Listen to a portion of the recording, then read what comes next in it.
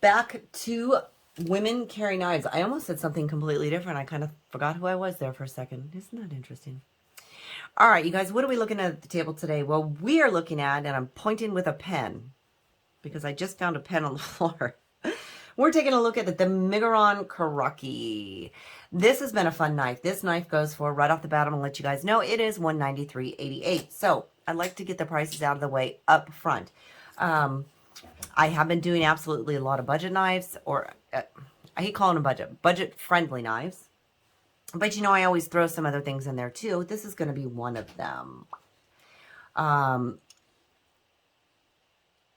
Yeah, I like this knife. I don't tend to review a whole lot that I don't like. Mostly if somebody sends something into me, I'm going to let them know, you know, if I don't like it, do they still want me to review it? You know, because I'm going to be honest, and I might not like the knife. My only issue with this one is that it is a front flipper, and as you guys know, I do have arthritis in my thumb. So sometimes it is hard for me to flip the larger knives because I just can't get the angle, get my thumb in the right angle for it. So what are you going to get for $193.88? Well, you're going to get this S90V draw point blade.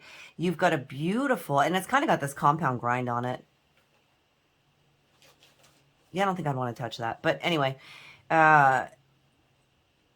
you are getting the satin finish on here is really pretty, if you can see that. So just want to give you a little look at that. Your handle is going to be titanium with this gorgeous milling on it. I love this milling. It has got just the best feel to it. It's got such a good grip to it without being too overly done. What do I mean by that? Well, I say that a lot. I mean that sometimes when you get a pattern like this, it can be very sharp, where this is not sharp. This is pleasantly smooth, but in a grippy way. So there's just enough grip on there to really work well. All right, you are going to have a frame lock with this one, and your lockup on this is going to be about 20%. Not bad. I love that you have a nice low profile clip. So this one, I have to tell you, it's got good retention on it, very strong retention, but yet it goes in and out of the pocket like a dream. So I like that. I don't like my pockets to get torn up. You know, that's just a girl thing, but this does not. It feels really good. So you've got your milling on both sides of your knife. You have your tiny little bit pop of color there, your blue on your pivot. And over here you have kind of a bronze brass looking pivot collar around the blue. So you get even just that little bit more. You've got the kind of a nice little milling out here on your pocket clip. Your back spacer is going to also be titanium. And this is a reversible knife. So this is ambidextrous. You are able to right hand, left hand, tip up, carry this one. So for my lefties out there, there is your lefty love. I wish I could flip this one better. I can't. Oh, I got it that time. See? Don't look at it. There you go.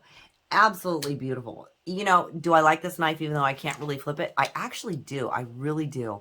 I love the design. I'm a huge fan of the rectangular handles because it lends into any size hand shape, which is really nice. You do have just enough jimping here, and that's your front flipper tab. You have just enough jimping right there, although I don't actually... You need it because it is a front flipper, so you need it on your flipper tab, so to speak.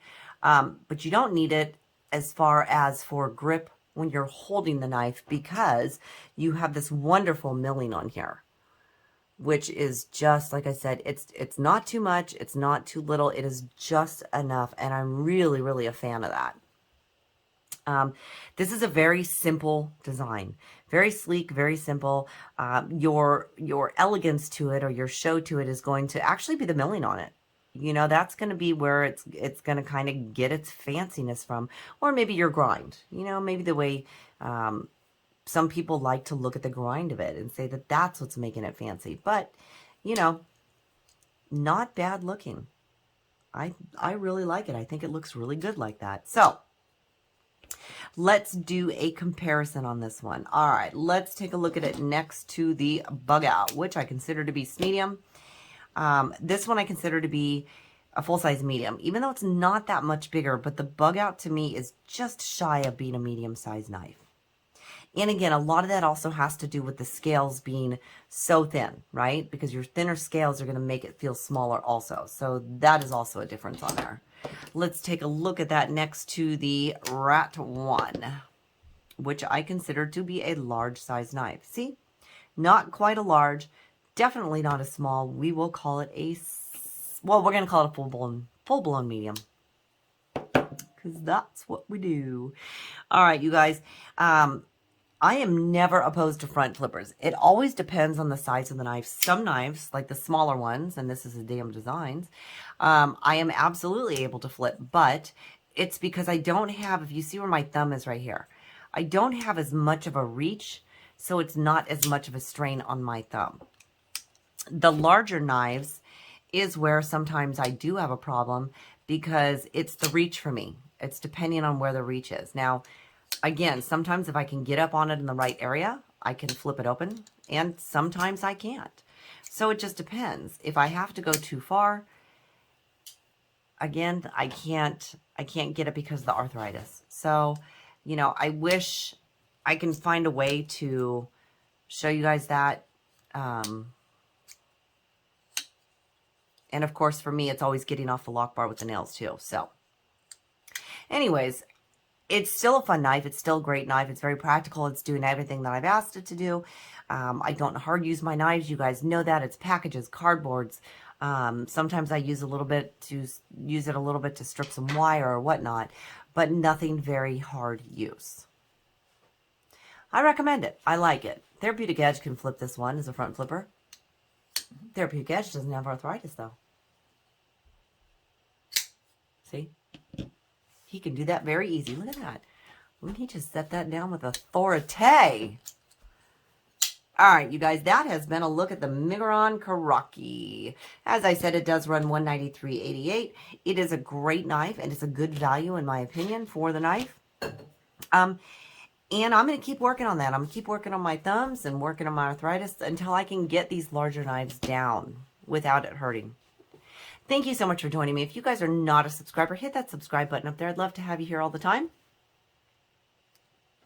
If you want to check out one of my other videos, feel free to do that right over there. Don't forget to hit that like button on the way out. It does help the channel. And as always, feel free to leave me a comment or question in the comment section. Thank you so much for joining me. Until next time.